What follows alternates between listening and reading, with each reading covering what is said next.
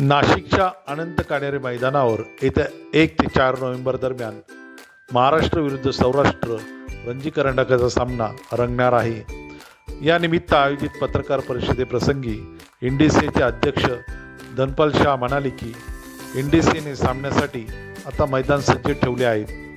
नाशिककरांनी या सामन्याचा आनंद लुटायला हवा।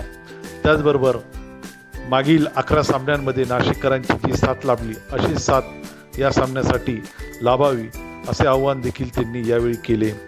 या सामन्यासाठी आंतरराष्ट्रीय खेळाडूंमध्ये पृथ्वी शॉ, जयदेव उनाडकट, ऋतुराज गायकवाड असे अनेक खेळाडू खेळणार आहेत। त्याचबरोबर IPL खेळाडू देखील या सामन्यात दिसणार आहेत। भारताचा अष्टपैलू खेळाडू रवींद्र जडेजा हा देखील या सामन्यात खेळण्याची शक्यता व्यक्त केली जात आहे।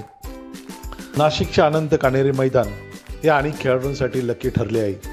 यामध्ये रोहित शर्मा, मुरली विजय यासारखे खेळाडूंना इथूनच भारतीय संघात थेट पाठवण्यात आले होते। त्यामुळे यावेळी आता हे मैदान कोणासाठी लकी ठरणार हा एक चर्चेचा विषय ठरला आहे।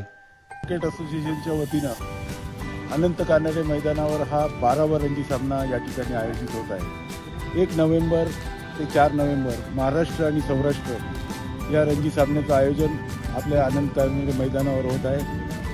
नेहमीचप्रमाणे प्रेक्षकांनी रणजी सामन्याला जी गर्दी केलेली आहे तशीच गर्दी याही सामन्याला मला अपेक्षित आहे। आपण नाशिकला रणजी सामना याच्यासाठीच आयोजित करत असतो का आंतरराष्ट्रीय क्रिकेटपटूला खेळताना बघण्याची संधी ही नाशिककरांना मिळावी।